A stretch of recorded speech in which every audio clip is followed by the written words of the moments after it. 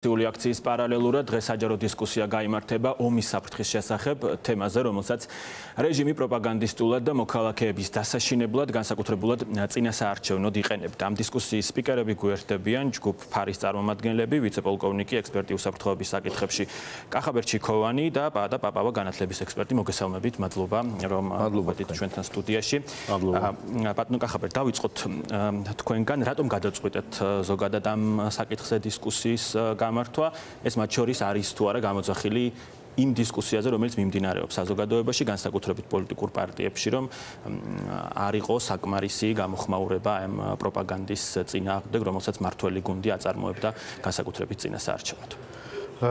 კი, ნამდვილად არის.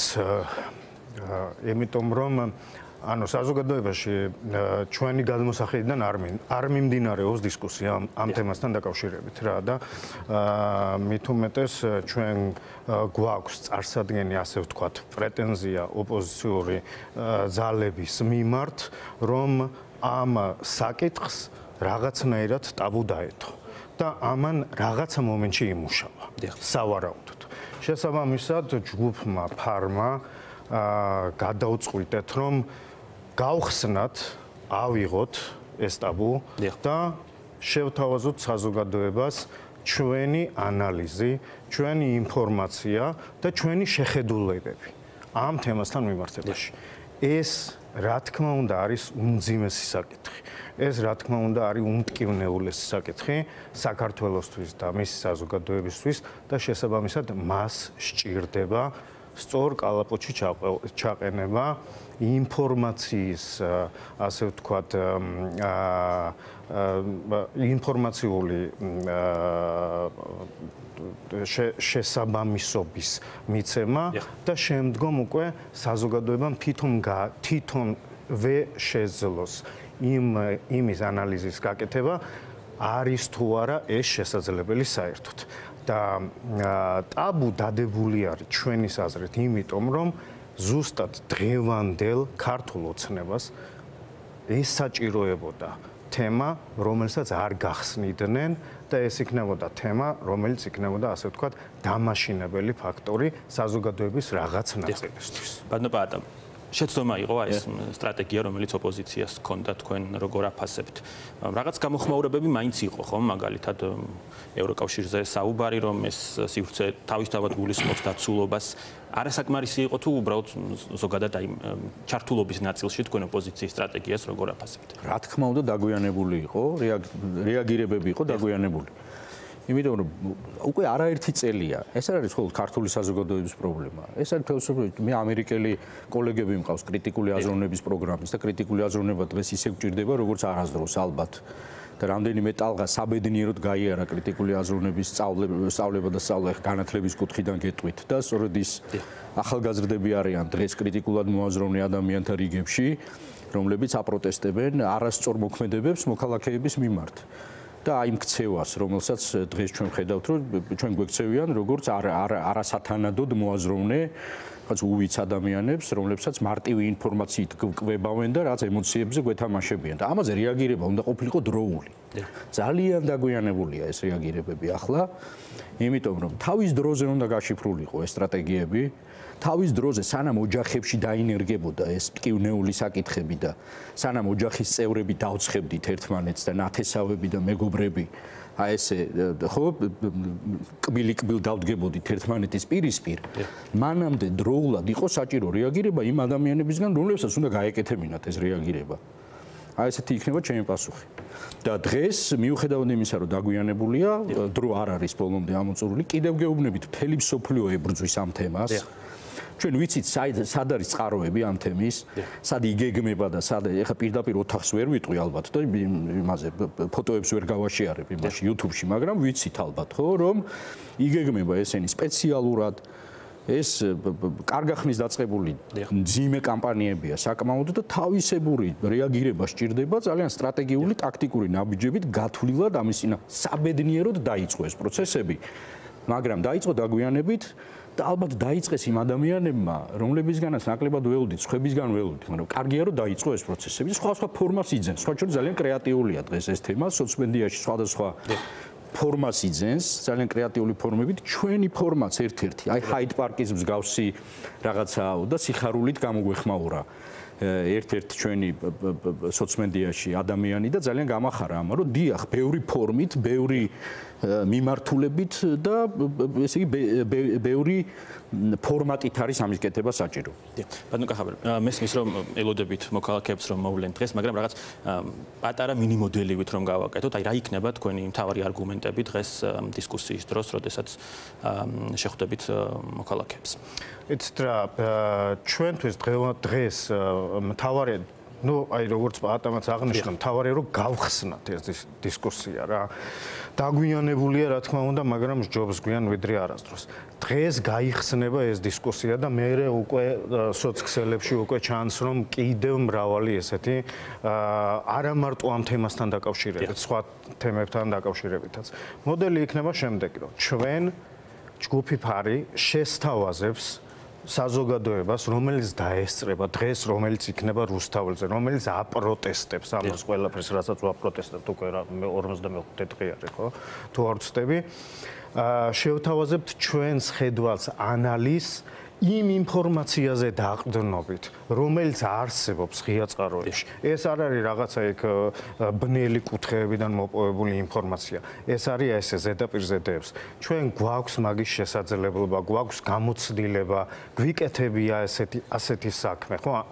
ანალიტიკურ საქმიანობაზე ვლაპარაკობ.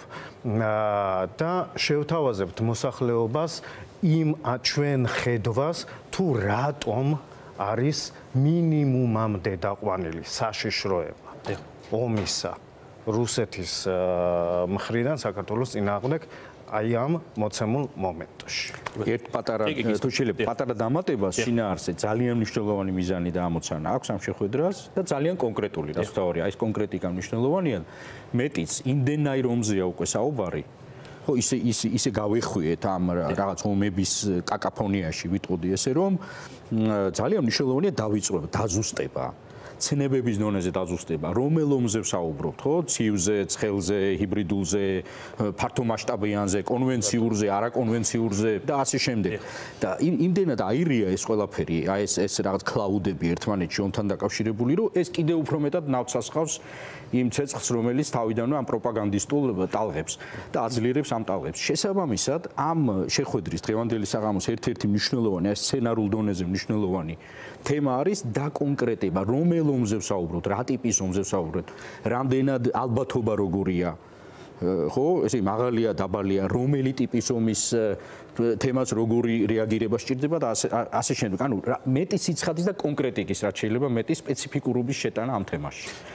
ეს არის იმ ემოციების დაძლევის და იმ შიშების და იმ ფობიების დაძლევის აუცილებელი საშუალება. ამაზე კარგი ფსიქოლოგებმაც იციან და ხო ვიცით რომ ამაზე კარგი რეაქცია იგივე ჩემი იმიდან გამოსწრებიდან კრიტიკულ აზროვნებაში ამას ვასწავლით სწორედ ადამიანს რომ ბრმად შენს ემოციას, შენს სტრესულ მოცემულობას ნუაყვები და სადე რომ გადმოიტანო ხო შუბლის ზონაში და კოგნიტურად აწონდაწონო რასთან გაქვს საქმე. აი წეგა თქვენ საუბრობდით ვიცი სადაც იწერებაო მოკლედ მინდა გკითხოთ აი საერთაშორისო გამოცდილება არის მაგალითად იგივე სლოვაკეთი უნგრეთი ვიცით რომ ამ თემას იქაც ძალიან აქტიურად იყენებენ. არა მარტო. რაღაც დიახ რაღაც ასე ვთქვათ ერთი სახელმძღვანელოა რაღაც ტრენდზე შეგვიძლია ვისაუბროთ ანტიდემოკრატიული ძალების რომლებიც იყენებენ ზოგადად ამ თემას საქართველოშიც და სხვა ქვეყნებშიც. ეს არის ძალიან სერიოზული თემა ევროპამაც წლის დასაწყისში როცა მართლა ძალიან დადგა აი და გამწვავდა ძალიან ეს საკითხი და არა მხოლოდ უნგრეთსა და სლოვაკეთში გამწვავდა დასავლეთ ევროპის იმ ქვეყნებში სადაც თითქოს და მშვიდად შეეძლოთ ყოფილიყვნენ ამ კუთხით იმიტომ რომ იქ საბავშვო ბაღიდან განათლების სისტემაც თუნდაც აწყობილია იმგვარად რომ კრიტიკულად მოაზროვნე ადამიანი ბრმად არ მოტყუდება რაღაცა ესეთი საცდურებს იოლად არ აყვება ხო უკვე თინეიჯერობის ასაკში საკმაოდ ჩამოყალიბებული ადამიანი ამ კუთხით აი ნუ აღმოჩნდნენ ძალიან ბევრი კარგი გაიდი არსებობს, აი სახელმძღვანელო კი ბატონო, რომლებიც ძირითადად ისევ და ისევ აგებულია რაზე, რომ გადაამოწმე ინფორმაციას. მესმის, რომ ინფორმაცია როცა შემოდის, აი პირდაპირ ტვინში, ორგანიზმში რო შედის, ხო, ჯერ ტყავს გაივლის, ჯერ აი ხო, ესე იგი იმ FFF სტრესის პროცესორს გაივლის და იქ ააფუთფუთებს საქმეს, გამოიყვანს ადამიანს წყობილებიდან და მერე ძნელია რომ იქ ანალიტიკურ და კრიტიკულ აზროვნებამდე და იქამდე მიიყვანოს საქმე. სამწუხაროდ ტვინი ესეა მოწყობილი რომ ხო, ესე იგი 6-7 რაღაც პროცესი უნდა გაიაროს სანამ შეხედულებამდე და ჩამოყალიბებულ მოსაზრებამდე ხო, ესე ფორმირდება. და იქ გვებრძვიან ზუსტად, აი იმ ადგილებში გვირტყამენ ზუსტად. ამიტომ იცით არის გაიდები, რა თქმა უნდა, საჩურის სპეციალურად დავათვალიერე ბოლო პერიოდში, აი ბოლო კვირებში ვიყავი ამით დაკავებული და ერთ-ერთი თემა, საჩურის პირდაპირ მეთოდურადაც როგორ მიუდგეთ ამ თემას. საჩურის კარგი რამები დაიდო სოციმედიაშიც დევს, ძალიან კარგი პოსტები, ხო? ესე იგი ანტისტრატეგიები, როგორ შევეჭიდოთ ამ თემას, მაგრამ აქაც იცით განათლება და ტრენინგი რაღაც მომენტში არ უნდა ვიუაროთ. სლოვაკეთი და უნგრეთი ვახსენე იმ კონტექსტში, რომ ეს ბანერები რაც ჩვენთანაც იყო თბილისი და ვთქვათ რაღაც უკრაინაში განადგურებული ქალაქები, იქაც იყენებდნენ აქტიურად აი რაღაც ვიზუალურ მასალას, იქაც რა თქმა უნდა, მაგალითად სრულ დილემა რომ რა თქმა უნდა, ბანერს როცა შევხედავ, ხო, პირდაპირ გეუბნები, მე თვითონ მისწავლებია კრიტიკული აზროვნების გაკვეთილებზე, რომ ბანერის ანალიზი, მაგალითად, სარეკლამო დაფების ანალიზსაც კი ვასწავლიდით და ახლა როცა პროპაგანდისტულ ბანერს დაინახავ, ხო, ის ადამიანი, რომელმაც უკვე იცის აქ რა კონფლიქტია დასმული, შენ როგორ გემუშავება ეს ბანერი, რა არის, რა სახის ძალაუფლება და გავლენა დგას ამ ბანერის უკან. იცით, ეს ზოგადად განათლების პრიორიტეტიც არის ყველა წინწასულ ქვეყანაში რა, მაგრამ მეორე მხრივ ძალიან ისეთი სწრაფი ინტერვენციები არის ახლა საჭირო, რაც შეიძლება მეტი ასეთი გაიდი რჩევა უნდა გაუზიაროთ ერთმანეთს სოციმედიაში და მეტიც, აი ახლა შემიძლია პირობას კი მოგცეთ, რომ აი აქედან გასვლიდან უკვე დავიწყებ, პრინციპში უკვე ვხედავ რაღაც თვალსაზრისით, იმიტომ რომ ტრენინგის დიდი გამოცდილება მაქვს, ონლაინ და ოფლაინ ტრენინგები ჩავატაროთ ამ თემაზე, რომ რო შეხედავ ბანერს, როცა გაიგებ ხო ექსპერტისგან რაღაცას ნათქვამს, როგორ მიიღო, რას აკეთებს ეს, რა გავლენა და ძალაუფლება დგას ამ მესიჯების უკან, როგორ გავშიფრო ისინი და როგორ არ მივცე ამ მესიჯებს, თუ კი აღმოვაჩენ მით უმეტეს რომ ეს არ არის კეთილსინდისიერი მესიჯი, უხვად გვაქვს სამწუხაროდ ასეთები, დღეს გაჯერებულები ვართ, ესე იგი როგორი რეაქცია დავახვედრო ამას. ბატონო ბახაბერ, მინდა გკითხოთ, აი, როდესაც საუბრობთ კრიტიკაზე ოპოზიციის მიმართ, მათ შორის ერთ-ერთი პრეტენზია იყო ის, რომ არ არსებობს არც დოკუმენტი, არც რაღაც დისკუსია ყოფილა წარსულში, როდესაც ეს აქტორები გვეტყოდნენ ზოგადად აი როგორ უდგებიან საფრთხეებს, რომლის წინაშეც საქართველოს განსაკუთრებით ბუნებრივია რუსეთზეა საუბარი. აი ამ ნაწილში იზიარებთ, რომ საჭირო იყო, თქვათ არა რაღაცა დღეს არსებული რისკებს, მაგრამ არამედ ზოგადად მოვდივარ ხელისუფლებაში და რას ვაკეთებ, როგორ პასუხობ. რა თქმა უნდა, ზოგადად საჭირო იყო ალბათ, მაგრამ ნახეთ როგორ ახლა აი ბრძოლის შემდეგ მუშტებს აღარავინ იქნევს და როგორც იყო, რაც მოხდა. ანუ შეიძლება აღქმები იყო აბსოლუტურად სხვანაირი, ხო, არჩევნებამდე და ჩვენ ორ ეტაპად შეიძლება გავყოთ ეს პერიოდი რა. იყო არჩევნებამდე, ქონდა ერთი მოლოდინი და დღეს არის არჩევნების შემდგომი პერიოდი, სადაც აბსოლუტურად სხვა მოლოდინი არის. შესაბამისად, აღარ მინდა და აღარ გვინდა რომ ვილაპარაკოთ წარსულზე და იმ შეცდომებზე, რომელიც იქნა და შეიძლება ყოფილიყო დაშვებული. მედალს ყოველთვის ორი მხარე აქვს. ამიტომ მოდი გავიხედოთ წინ და ვნახოთ გავაანალიზოთ თუ რა შეცდომა იყო დაშვებული უკან და აღარ დაუშვათ ეს შეცდომები მომავალში. მით უმეტეს რომ ბრძოლა ჯერ არ დასრულებულა და ყველაფერი წინ არის. კეთილი. ძალიან დიდი მადლობა ჯგუფ ფარის წარმომადგენლები, ვიცე-პოლკოვნიკი ექსპერტი უსაფრთხოების საკითხებში, კახაბერ ჩიქოვანი და პატა პავა განათლების ექსპერტი პასუხი. ერთი ძალიან პატარა თუ შეიძლება, ესე იგი, მთელი ეს ინიციატივა დღევანდელიც ჩვენი აქ ყოფნაც აი ამ წამს ჩვენი ყოფნაც საღამოს იმ ადამიანებთან შეხვედრა და საუბარი. მნიშვნელოვანია რომ გავიგოთ სწორად, ეს არის ერთი მხრივ ანალიტიკური და ძალიან მნიშვნელოვანია თქვა, რომ პრობლემის გადაჭრაზე ორიენტირებული და კეთილგანწყობილი. აი ესე იგი ის რომ ჩვენ დღეს გვესაუბრებიან სამხედრო გამოცდილებისა და სამხედრო ექსპერტიზის მქონე ადამიანები, ის ადამიანები, რომლებსაც მართლაც ბევრი უმუშავიათ და თავდაცვა და უსაფრთხოება ყოველთვის იყო მათი ძირითადი საქმეს და კონკრეტული საკითხებიც ძალიან ესეთი მნიშვნელოვანი კეთილგანწყობით და პრობლემაზე გადაჭრის ორიენტირებით იქნებიან დღეს იქ წარმოდგენილნი საზოგადოების წინაშე. კეთილი. ძალიან დიდი მადლობა. მადლობა თქვენ. წარმატებებს.